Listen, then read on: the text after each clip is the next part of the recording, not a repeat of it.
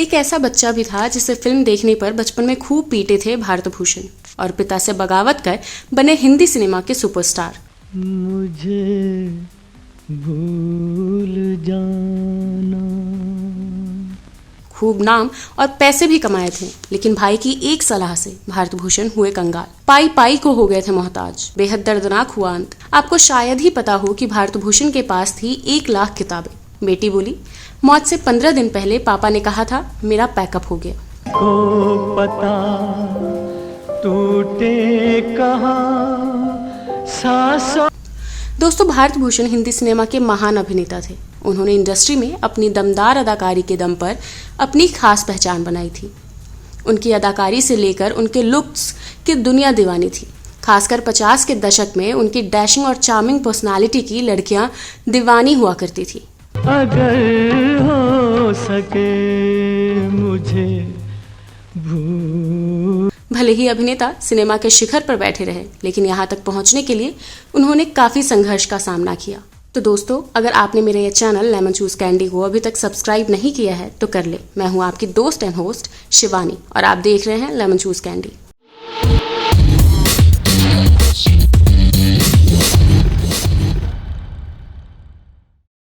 भारत भूषण का जन्म 14 जून 1920 को उत्तर प्रदेश के मेरठ में हुआ था। 2 साल की उम्र में ही भारत की मां गुजर गई थी। भारत के पिता एक पक्के आर्य समाजी थे। उन्हें बच्चों का फिल्म देखना बिल्कुल भी पसंद नहीं था। भारत ने इंटरव्यू में बताया था कि बचपन में जब उनके पिता किसी काम के सिलसिले में बाहर गए थे तो वह अपने साथियों के साथ मिलकर फिल्म देखने चले गए थे। जब इस बारे में उनके पिता को बात पता चली तो उन्होंने भारत की खूब पिटाई की थी।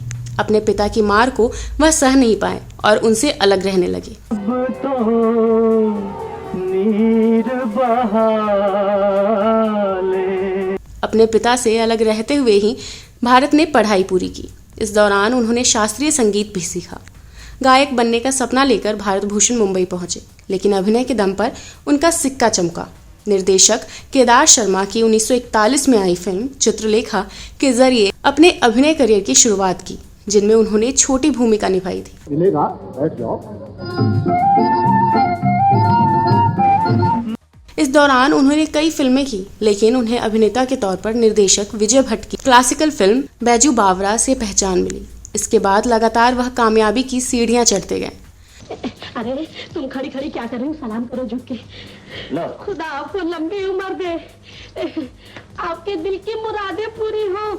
50 के दशक में जब हिंदी सिनेमा में राज कपूर, देवानंद और दिलीप कुमार का दौर था, तब भारत भूषण ने अपने लुक्स और बेहतरीन अदाकारी के दम पर अपनी एक अलग पहचान बनाई। भारत ने बैजू बावरा, आनंद मठ, मिर्जा, गालिब और मुड़ मुड़ के ना देख जैसी बेहतरीन फिल्मों में अपनी अदाकारी का लोहा मनवाया।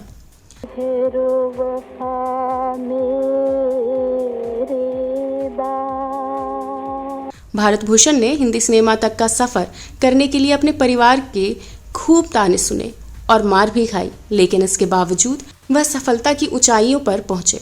सुपरहिट फिल्मों के जरिए बॉक्स ऑफिस पर कब्जा जमाने वाले अभिनेता भारत भूषण को आखिरी समय में काफी दुखों का सामना करना पड़ा। उनकी कामयाबी एक समय धरी की धरी रह गई। दरअसल एक समय ऐसा आया जब उनकी फिल्म दूज का चांद बॉक्स ऑफिस पर बेहद ही बुरी तरीके से फ्लॉप रही और भारत को काफी नुकसान उठाना पड़ा।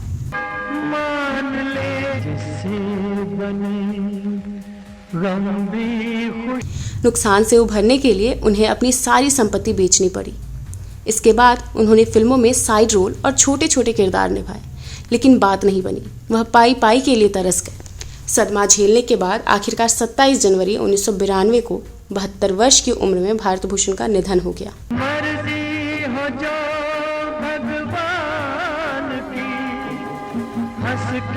बॉलीवुड फिल्मों में 50 सालों तक सक्रिय रहने वाले दिग्गज अभिनेता भारत भूषण के बारे में शायद कुछ लोगों को पता ना हो, लेकिन ये वो कलाकार थे जिन्होंने अपनी कड़ी मेहनत और लगन के दम पर इंडस्ट्री को एक से बढ़कर एक फिल्में दी और उन्हें आज भी बैजू बावरा के लिए जाना जाता है, जो साल 1952 में आई थी। एक पल है हंसना, एक पल है रोना, ऐसा है जीवन। साल 1941 से 1992 तक उन्होंने कई फिल्मों में काम किया और अपने शानदार अभिनय के दम पर लोगों के बीच अपनी जबरदस्त पहचान बनाई, लेकिन उनकी एक गलती ने उन्हें बर्बाद कर दिया। मीडिया रिपोर्ट्स की माने तो वह एक सिफारिश पत्र लेकर डायरेक्टर महबूब खान के पास मुंबई एक एक्टर बनने पहुंचे थे। महबूब खान उन दिनों फिल्म अली बाबा 40 चोर पर काम कर रहे थे। महबूब खान को जब भारत भूषण ने वो सिफारिश पत्र दिखाया तो उन्होंने इसमें कोई खास दिलचस्पी नहीं दिखाई। जिंदगी भर नहीं भूलेगी क्योंकि वो जिस फिल्म पर काम कर रहे थे उसे पूरे कास्ट का चयन हो चुका था। इसी बीच किसी ने भारत भूषण को डायरेक्टर रामेश्वर शर्मा के बारे में बताया। जब भारत को इस बात की जानकारी मिली कि रामेश्वर शर्मा फिल्म भक्त कबीर बना रहे हैं तो वह फौरन उनसे मिलने सेट पर पहुंच गए। लेकिन डायरेक्टर साहब वहां भारत को मिले नहीं। लेकिन किसी ने बताया कि उस फिल्म के भी सारे कास्ट चुन लिए गए हैं और एक छोटे से रोल के लिए जगह खाली है। इस बात को सुनते ही भारत काफी निराश हो गए और वहां से जाने लगे। तभी वहां पर रामेश्वर शर्मा पहुंच गए और भारत भूषण को अपने केबिन में बुलाया। उन्होंने भारत को फिल्म काशी नरेश का रोल दे दिया और 60 रुपए हर महीने की सैलरी पर रख लिया। सब टूट चुके हैं सहारे बन अपना बाप। लेकिन ये वही फिल्म थी जिसने भारत की किस्मत चमका दी। इस फिल्म के बाद उनके पास फिल्मों की लाइन लग गई थी। इस फिल्म के बाद उन्होंने जन्माष्टमी, मिर्जा गालिब, भाईचारा, बैजू बावरा और सावन जैसी कई फिल्मों में काम किया, जिसमें से उन्हें आज भी बैजू बावरा के लिए याद किया जाता है। आगे कोई लैला किसी दीवार से रोकी न गई। सब कुछ ठीक चल रहा था कि अचानक उनसे एक गलती हो गई और वह एक झटके में अर्श से फर्श पर आ गए। मीडिया रिपोर्ट्स की माने तो उनके भाई रमेश ने उन्हें फिल्म बनाने की सलाह दे डाली और भारत भी एक्टर से प्रोड्यूसर बन गए। तो उनके लिए काफी घातक साबित हुआ। उठ के मत जाना मुझसे क्या शिक। उनके द्वारा प्रोड्यूस की गई पहली 2 फिल्में बसंत बहार और बरसात की रात तो बॉक्स ऑफिस पर सुपरहिट साबित हुई और वह मालामाल भी हो गए। लेकिन उसके बाद उनकी सारी फिल्में फ्लॉप होती चली गई और वह धीरे धीरे कर्ज में डूबते चले गए। कहा जाता है कि वह पाई पाई के मोहताज हो गए थे और साल 1992 में आर्थिक तंगी से जूझते हुए उन्होंने इस दुनिया को अलविदा कह दिया। रही वो बात कभी हो के ना हो। फिल्मों में सबसे शरीफ एक्टर की बात की जाए तो भारत भूषण उसमें पूरी तरह फिट बैठते थे। बोलने चलने के अंदाज से लेकर कपड़ों तक उन्हें फिल्मी दुनिया के सबसे शरीफ और शालीन एक्टर का दर्जा मिला हुआ था। मेरठ में जन्मे भारत भूषण अपने पिता की मर्जी के खिलाफ फिल्मों में आए। फिल्म बैजू बावरा ने उन्हें सुपरस्टार बना दिया। वे अपने जमाने के सबसे स्टाइलिश एक्टर भी थे। एक कमरा भरकर कपड़े उनके कलेक्शन में हुआ करते थे। मुंबई और पुणे में 3 आलीशान बंगले और कोई 1 लाख किताबों का कलेक्शन। अपने एक्टिंग करियर में इतनी सफलता देखने वाले भारत भूषण जब फिल्म प्रोड्यूसर बने तो कंगाली की कगार पर आ गए। पल बिछड़ना दुनिया है 2 दिन का मेला। तीनों बंगले, किताबें तक बिक गई। वो फ्लैट में रहने लगे और फिल्मों में साइड रोल करने लगे। भारत भूषण की एक बेटी भी है, अपराजिता। अपराजिता भी एक्टर हैं और 1987 में आए टीवी सीरियल रामायण में मंदोदरी के रोल के लिए जानी जाती हैं। अपराजिता ने अपने पिता की जिंदगी के कई अनछुए पहलुओं को हमारे साथ शेयर किया। उनके पिता राय बहादुर मोतीलाल भल्ला सरकारी वकील थे। जब वो 2 साल के थे तभी उनकी मां का स्वर्गवास हो गया था। मां की मौत के बाद पिता ने उन्हें और उनके भाई को अलीगढ़ में दादा दादी के पास भेज दिया।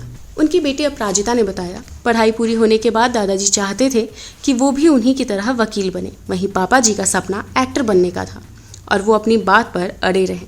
दादाजी के लाख मना करने के बाद भी वो फिल्मों में काम करने के लिए पहले कोलकाता गए और फिर मुंबई। भारत भूषण महंगी गाड़ियों, कपड़ों और बंगलों के शौकीन थे। इस पर अपराजिता कहती हैं, फिल्म बैजू बावरा से पहले पिताजी ने सांता क्रूज में आशा पारेख के बंगले के बगल में एक बंगला लिया था। जब ये फिल्म हिट रही तो वो पाली हिल के एक बंगले में शिफ्ट हो गए थे, जो एक आलीशान बंगला था। पुणे में भी उनका एक शानदार बंगला था। पापा जी बहुत स्टाइलिश थे। मुझे याद है पाले हिल के बंगले में एक पूरा कमरा उनके कपड़ों से भरा रहता था। उन्हें स्टाइलिश कपड़े पहनने का बहुत शौक था। उन्हें शेरवानी खास तौर से पसंद थी। कपड़े के अलावा उन्हें किताबों का भी शौक था। उनकी पर्सनल लाइब्रेरी थी जिसमें करीब 1 लाख किताबें थी। फोटोग्राफी के भी वो शौकीन थे। उनके पास कई कैमरे भी थे जिनसे वो खूबसूरत तस्वीरें कैद करते थे। वो फोटोज के रील प्रोसेस पर भी खुद ही काम करते थे। सिगरेट पीता देख फैन ने कहा, यह आपके हाथ में देखकर अच्छा नहीं लगा। फिल्मों में भारत भूषण की इमेज बहुत ही शरीफ आदमी की थी। फैंस उनकी इसी इमेज के दीवाने थे। किस्सा शेयर करते हुए अपराजिता ने बताया, 1954 की फिल्म चैतन्य महाप्रभु की सफलता के बाद वो कहीं बैठकर सिगरेट पी रहे थे। वहीं उनका एक फ़ैन था जो उन्हें सिगरेट पीते देख रहा था। उसे ये बात पसंद नहीं आई। फ़ैन उनके पास गया और बोला, आपके हाथ में सिगरेट देखकर अच्छा नहीं लगा। इस घटना के बाद तो मैंने भी पापा जी के हाथ में कभी सिगरेट नहीं देखा। हालांकि वो इन चीज़ों से बहुत दूर भी थे। एक वजह से पापा जी को बहुत नुकसान हुआ। उन्हें सारे बंगले और गाड़ियाँ बेचनी पड़ी। हालांकि इतनी खराब स्थिति के बाद भी उन्होंने किसी के सामने हाथ नहीं फैलाए। उन्होंने काम करना नहीं छोड़ा। जब उन्हें अपनी लाइब्रेरी से किताबें बेचनी पड़ी तो वो ज़रूर टूट गए, क्योंकि किताबें ही थीं जिनके सहारे वो अपने दुख को कम किया करते थे। उनकी किताबों की देखभाल मैं ही करती थी। उन्हें अपने पास रखना चाहती थी, लेकिन किसी कारणवश वो मैं कर न सकी, जिसका अफसोस मुझे आज भी है। जब ये सब हुआ तब मैं 12 साल की थी। जब मैं शादी के बाद माँ बनी तब मैंने पापा जी से पूछा कि उन्होंने इन सब परेशानियों को कैसे फेस किया। उन्होंने कहा, तुम भी तो देव साहब की फ़ैन हो। उनका गाना जिंदगी का साथ निभाता चला गया के हिसाब से मैं अपनी लाइफ जीता हूँ। जीवन के जिस पड़ाव पर जो मिलता है उसी को तकदीर मानकर खुश रहना चाहिए। जिन चीज़ों को मैंने खो दिया है उनका मुझे बिल्कुल भी अफसोस नहीं है। शायद वो किस्मत की बात थी कि प्रोडक्शन में बनी 2 फिल्म हिट रही, बाकी फ्लॉप। इसके लिए किसी इंसान को दोष देना गलत होगा। स्थिति खराब हो जाने के बाद भी पापा जी और उनके भाई के बीच कोई मतभेद नहीं हुए। वो अपने भाई से बहुत प्यार करते थे। 27 जनवरी 1992 को भारत भूषण का निधन हो गया था। मौत के 15 दिन पहले उन्होंने अपराजिता से मुलाकात की। इस दिन को याद करते हुए वो कहती हैं, एक दिन मैं फिल्म की शूटिंग में बिजी थी। तभी एक मेकअप दादा ने आकर बताया कि बगल वाले सेट पर पापा जी शूटिंग कर रहे हैं। बहुत दिनों से मैं उनसे मिली नहीं थी तो मैं भागकर उनसे मिलने गई। वो अपना शॉट दे रहे थे। जैसे ही उन्होंने मुझे देखा वो मेरे पास आए और लगभग 5-6 मिनट बात की। फिर दूसरा शॉट देने चले गए। मैं तब तक उनका इंतज़ार करती रही। फिर वो वापस आए और 10-15 मिनट मुझसे बातें की। जैसे वो जाने लगे मैंने कहा, पापा जी आप जा रहे हैं? इस पर उन्होंने कहा, हाँ बेटा मेरा पैकअप हो गया है। सच में उनका पैकअप हो गया था। इस मुलाकात के ठीक 15 दिन बाद उनकी मौत हो गई थी। दोस्तों, उम्मीद करती हूँ आपको हमारी स्टोरी ज़रूर पसंद आई होगी। तो अगर अभी तक आपने मेरा ये चैनल लाइक सब्सक्राइब नहीं किया है तो अवश्य कर ले और कमेंट करके हमें अपना सुझाव अवश्य दें। अब अपने दोस्त एंड होस्ट शिवानी को दीजिए इजाज़त। नमस्कार।